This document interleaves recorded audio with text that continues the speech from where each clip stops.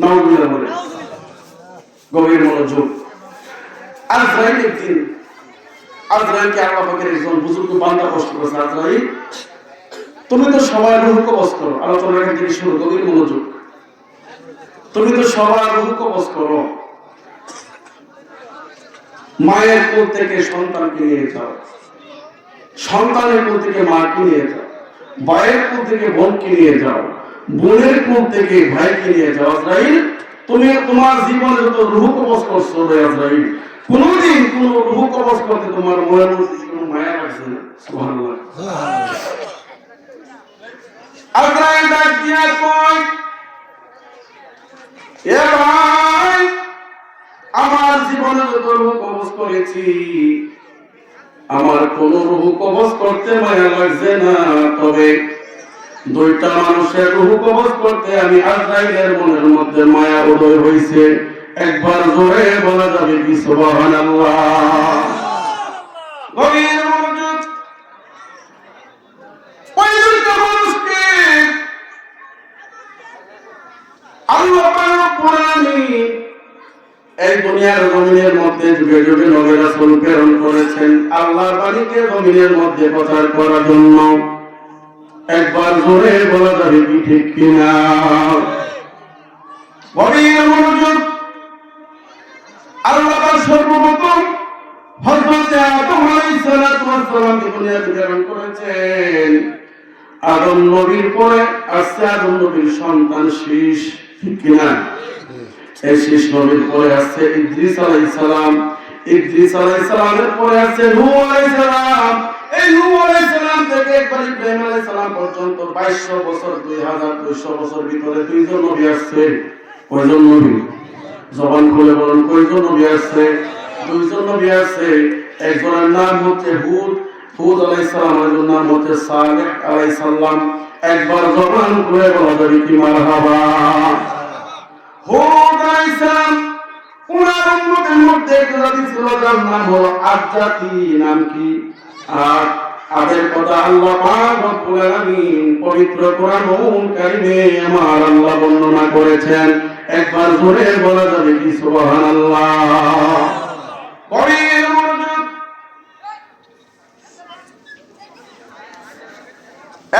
আজরাইল, তুমি যে মানুষের রূহ কবজ করে তোমার মায়া লাগছে, যে দুটা মানুষকে আজরাইল ডাক দিয়া বাবারে শোনো, এই বাদশা আদের স্ত্রী আর বাদশা যখন সাগর পাড়ি দিয়া, সমুদ্র পাড়ি দিয়া সফরের মধ্যে যাবে, সফরের মধ্যে যাইতে গিয়া নৌকা যখন, জাহাজ যখন, এই দলটা যখন নদীর মাঝখানে গেছে, সমুদ্রের মাঝখানে গেছে, একটা আল্লাহ পাক রব্বুল আলামিনের পক্ষ থেকে তুফান আসার পরে, তুফান শুরু হয়ে গেছে নদীর মাঝখানে।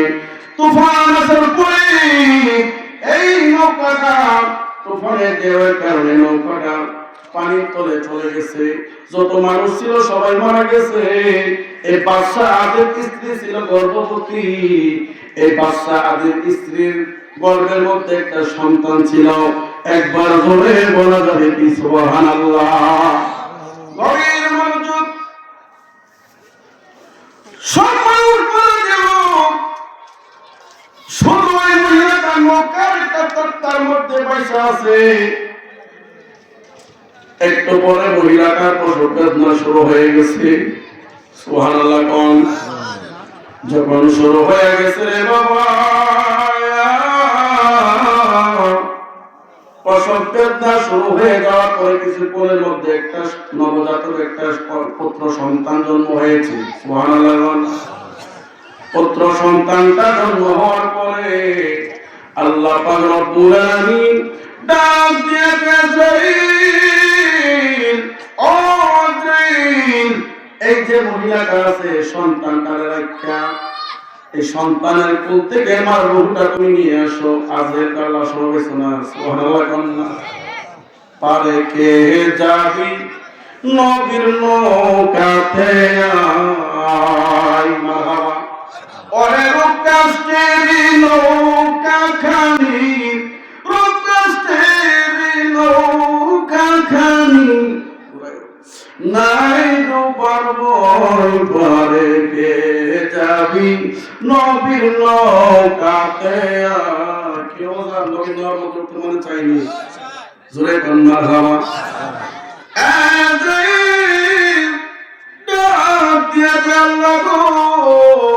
ও মায়ার আল্লাহ এটা আবার কোন সময় আল্লাহ সন্তানটাই মাত্র ভূমিষ্ঠ হয়েছে নাকটাও কাটা হয়েছে না এই মুহূর্তে কি মারে নিয়ে আসলে হইবনি আল্লাহ কয় আমার হুকুম যেহেতু জানে হয়ে গেছে একটা সেকেন্ড দেরি করা যাবে না জাহির তাড়াতাড়ি তুমি ওই মহিলাটার রূহটা কবজ করে ফেলো একবার জোরে বলা যাবে কি সুবহানাল্লাহ এবার আপনারা কি করলেন মহিলাটাকে কোপ করে দিলে তার রূহটা নিয়ে আসলেন মহিলাটা এই তক্তা থেকে গড় দিয়া সমুদ্রের তলে চলে গেছে আল্লাহ কয় জিবরাইল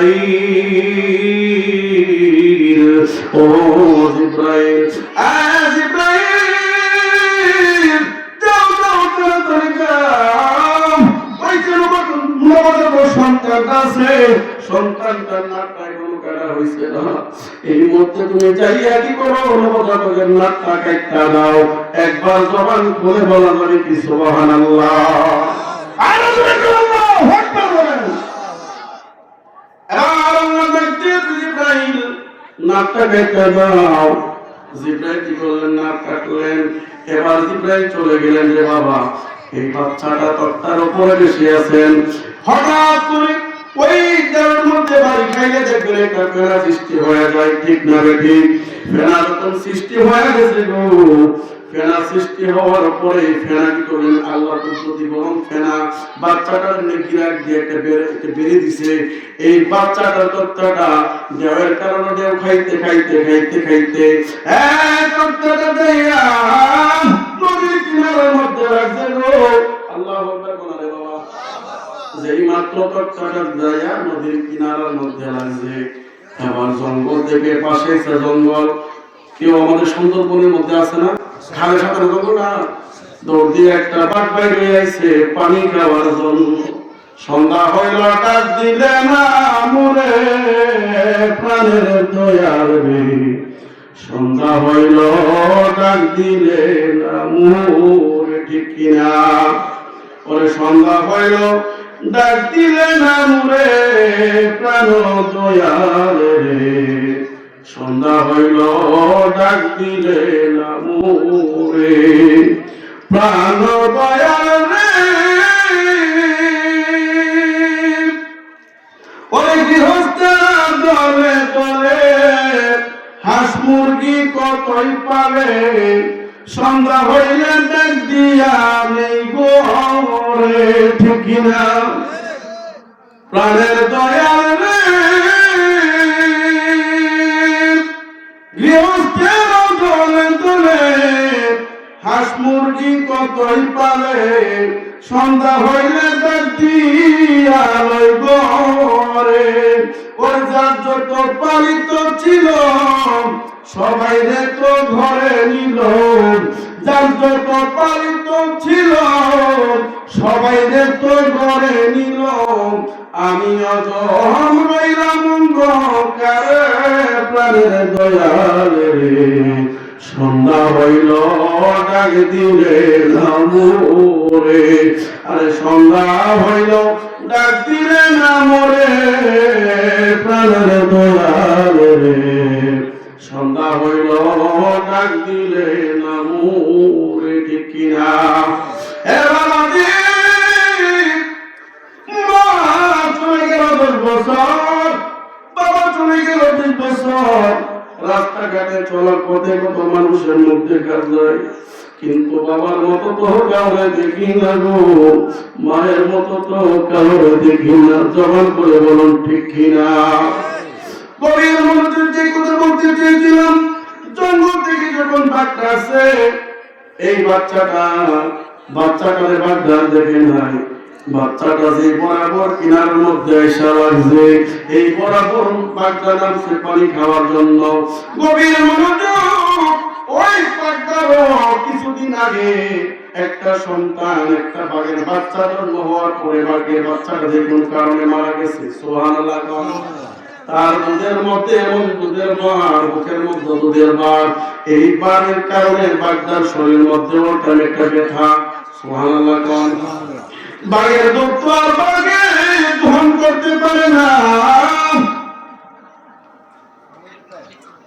এবার বাগদা যখন পানি খাওয়ার জন্য নামছে, পানি খাওয়ার জন্য নামার পরে বাগের দুধের স্তনের বোটা গোলা এই ছোট্ট বাচ্চাটার মুখের মধ্যে গিয়া লাগছে। আল্লাহু আকবার। বাচ্চাটার মানে বাচ্চাটার মানে যে মাত্র বাগদা গিয়ে নামছে গো, বাগের স্তনের বোটা যখন মুখের মধ্যে লাগছে, স্তনের বোটা গোলা শিশু বাচ্চাটা চপ চপ করে খাওয়া শুরু করছে। বাগদা তো ফিরে আমাদের করার লাগতেছে। বাগদা নিচের দিকে তাকাইয়া দেখে ছোট্ট একটা নূরের চেহারা, সুন্দর একটা বাচ্চা, এত সুন্দর একটা বাচ্চা। এই বাঘের স্তনের বোটা থেকে দুধ পান করে বাগদা কই, এই বাচ্চাটা খাইলে তো আমার খিদা নিবারণ হবে না, আমার তো আস্তে একটা গরু লাগে। ঠিক কিনা বলেন? কি ছোট বাচ্চাদের হাসা সামন মনে করে ঠিক আছে। ঠিক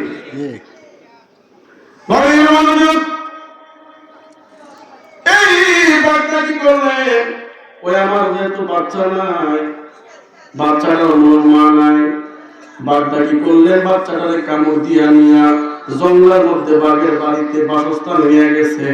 ওই যেহেতু আমার মধ্যে দুধের বার আসে, যে সময় দুধের বার আসবে ভাই, ওই সময় আমি তারে আমার দুধ খাওয়াইয়া তার পিপাসা মিটবে, আমারও শরীরের মধ্যে স্বস্তি আসবে। সুবহানাল্লাহ। এই বাচ্চাটা ওই বাঘের কাছে থেকে লালন পালন হইতেছে, বাচ্চারে দুধ পান করে তারে বড় করতেছে। একদিন, দুই দিন, 3 দিন এমন ভাবে চলতে চলতে প্রায় যখন 5-6 বছর হয়ে গেছে, বাঘের সাথে সে সময় কাটায়। সুবহানাল্লাহ। আস্তে আস্তে তার মধ্যে যখন দুনিয়াবি জ্ঞান যখন তার মধ্যে আসতেছে, জ্ঞান যখন আসতেছে, এই ছেলেটা কই আমি একটু বাইরে দেখি, বাইরে কিছু আছে লজ্জাস্থানটা কি করলেন, বড় বড় পাতা দিয়া লজ্জাস্থানে ঘুরলেন। তার তো কোনো পোশাক নাই, বাড়ি তো হাউ মাউ করে কথা বলে, মানুষের সঙ্গে কাছে না, কেমনে মানুষের ভাষায় কথা বলবো, কথা কোন ঠিক কিনা। এ বাচ্চাটা হাই হাউ মাউ করে কথা বলে। যেই মাত্র নদীর তীরের মধ্যে গেছে, যাওয়ার পরে বাবা দেখতেছেন 2জন মাঝি দেখা যায়। 2জন মাঝি, ছেলে আর বাবা, মাছ মারতে আসছে নদীর পাড়ে। ডাক দিয়া কই, বাবা রে, তুই যে নদীর পাড়ে দাঁড়াইয়া রইছ, তোরে তো পাগি খায়া পালাইব। সুবহানাল্লাহ। ওই ছেলেটা কোনো কথা বলতে পারে না, শুধু হাওয়া করে ওই লোকের মাঝে কই, ছেলেটা মনে হয় বোবা, কথা বলতে পারে না। চলো রে বাবা, বাচ্চাটারে আমাদের সঙ্গে আমাদের বাড়িতে নিয়ে যাই। একবার জোরে বলা যাবে কি সুবহানাল্লাহ? আলোচনা ঠিক আছে? কথা ছেড়ে দিব বাবার কাছে। গভীর মনোযোগ। এবার ওই মাঝি কি করলেন, ওই ফিশারম্যান জেলে যে মাছ ধরে নদী থেকে, তার নিয়ে গেলেন বাড়ি। নিয়ে যাওয়ার পর তার কাছে থাকতে থাকতে বড় হয়েছে। আর ওই দিক দিয়ে ওই যে বাদশাহ আর নদীর মধ্যে নৌকা যুদ্ধ মারা গেছে, তার আরেকটা সন্তান ছিল, যার নাম হলো সাবিত। নাম কি? সাবিত। বাবা মরার পরে সিংহাসন দখল করছে বাদশাহ সাবিদের। মারহাবা কোন। এখন ওই বাচ্চা, এই সাদ্দাত হলো তার ছোট ভাই, তার নাম হলো সাদ্দাত, লাগছে বলে জেল বেড়া। সুবহানাল্লাহ। আমরা বলি ওরে সাদ্দাত জান্নাত বানাইলো, হায় হায় মনের মতো সাজাইলো, কন্যা সান্দাত জান্নাত বানাইল হায় হায় মনের মতো সাজাইল হায় হায় একটি কদম দেওয়ার আগে একটি কদম এই তো আজরাইলকে পাঠাইল লা ইলাহা মারহাবা লা ইলাহা ভালো লাগে লা ইলাহা লা ইলাহা ইল্লাল্লাহ লা ইলাহা ইল্লাল্লাহ লা ইলাহা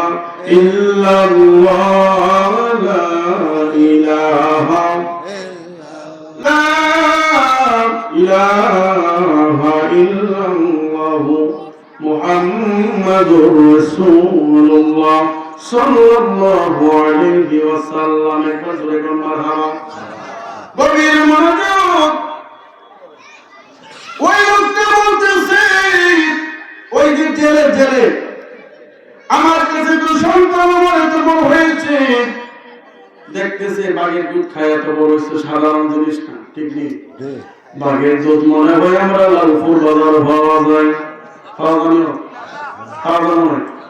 কেন কিছু পাওয়া যায় বাঘের দুধ পাওয়া যায় বাঘের দুধ খায় সন্তানটা বড় হয়েছে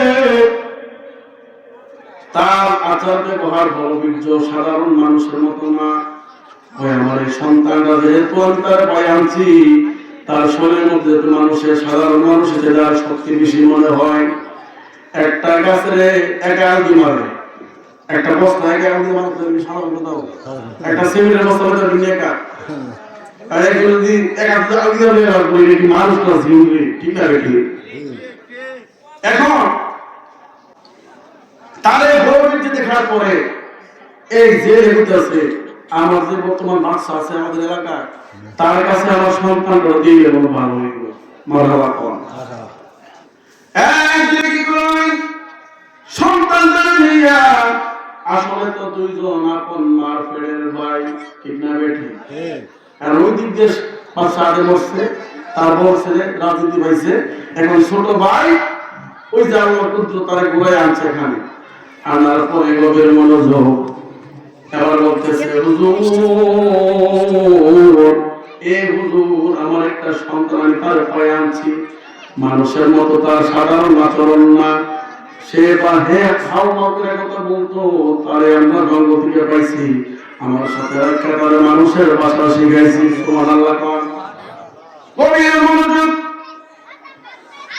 ওই লোকটা যখন বাদশাহী নিয়ে গেলেন বাদশাহ সারিদের দরবারে বাদশাহ সারি তখন তার বড় ভাই যখন মারা গেছে এবার রাজনীতি হয়েছে বেড়া ছোট ভাই তারপর বেড়া মনে করেন পাড়ার মতো শরীরের মধ্যে শক্তি সাধারণ মানুষের মতো না যখন সে মারা গেছে সকল অধীন না দিয়ে তার ডরা সুবহানাল্লাহ হুজুর যখন মারা গেছে এখন আমাদের সিংহাসন দখল করবো আমাদের সাবধান মারহাবা কোন এটি কিন্তু মুসলমান না এই হুদ আলাইহিস সালাম তিনি তার কাছে কালিমার দাওয়াত দেওয়ার জন্য গ্রহণ করে নাই তার বাবা করে নাই তার বড় ভাই করে নাই বাদশাহ সাদ্দাতের কাছে যখন আসতে ইসলামের দাওয়াত দিয়ে বাদশাহ সাদ্দাত তুই না আমি গ্রহণ করতে পারবো না একদিন আরেকদিন যখন হুদ আলাইহিস সালাম যখন দৌড়ে আসলেন তার কাছে ইসলামের দাওয়াত দেওয়ার জন্য সত্য ধর্মের দাওয়াত দেওয়ার জন্য ডাক দিয়ে কই বাবারে তুমি তো আমার কাছে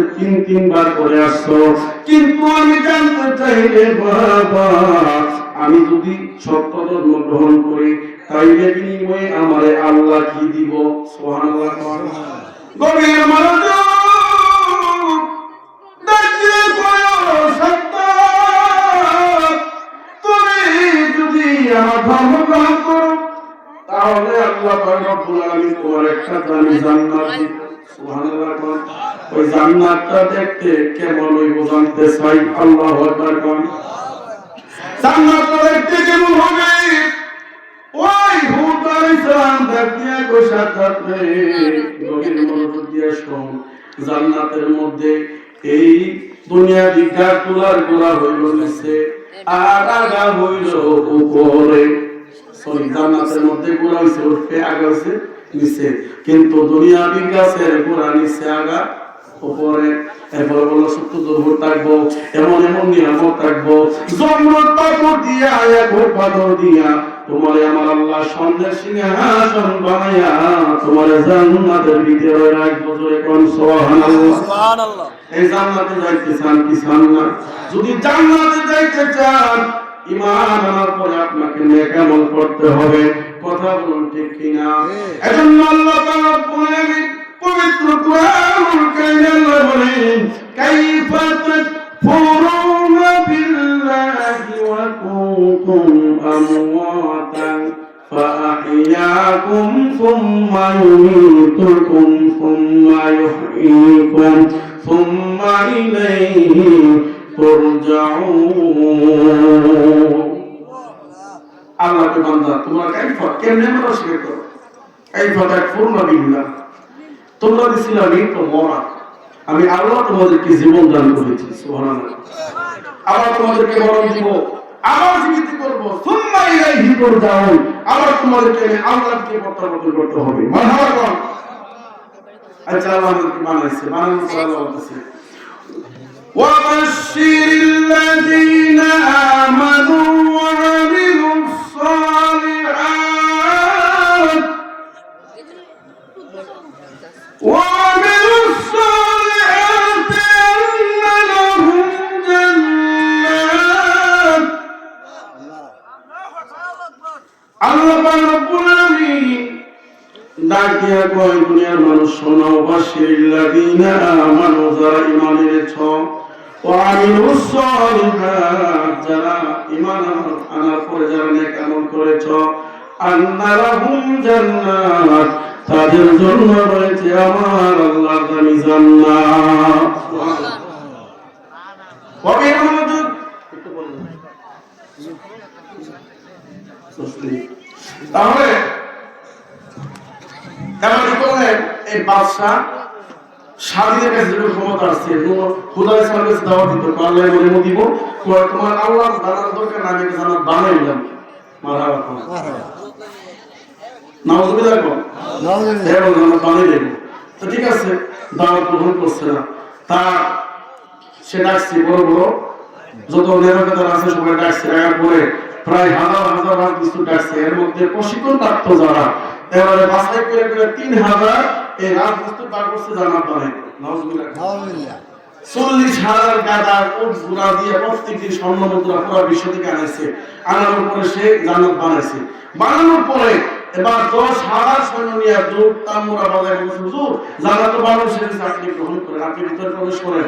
যখন দৌড় তাম্বুরা বাইতে বাইতে আসছে, আসার পরে মাত্র পাউডার দিব দরজার মধ্যে, আয়সা থেকে বিশাল বড়, একবার মাথা আসমানো আর পাও জমিন। সুবহানাল্লাহ, সুবহানাল্লাহ। একবার তুই কেটে এত বড় কথা বলছো, ডাক দিয়ে কই, আমার ছিল না, আমি হইলাম মালাকুল মউত আজরাইল। সুবহানাল্লাহ, সুবহানাল্লাহ। আজরাইল, এই আজরাইল আমি বড় শখ করে বানাইছি রে, আমার একটা সময় দে, আমি আমার জান্নাতটারে কইরা দীক্ষা করতে পারলে আমার কোনো শোক নাই। এবার আজরাইল ডাক দিয়া কই, মৃত্যুর সময় হয়ে গেল, এই মুহূর্তে যাইতে হবে। এরপরে বাদশা সাদ্দাত ডাক দিয়া কয়, রে আমার গোড়ার থেকে নামার জন্য সুযোগ ব্যস্ত হাজার পেট হইতো না, কইরা ধরে আজরাইল এই সাদিস বাদশা সাদ্দাতের ধরে নিয়ে গেছে। সুবহানাল্লাহ, সুবহানাল্লাহ। এবার আল্লাহ রাব্বুল আলামিন ডাক দিয়া কইতে পারি, ইব্রাহিম যাও যাও, এই বাদশা সাদ্দাতের যত ভক্ত আছে, হুদ আলাইহিস সালামের যত উম্মত আছে, একটা হাত মারো। আর যে এমন দূরে একটা আওয়াজ করছে, নাক দিয়া কান দিয়া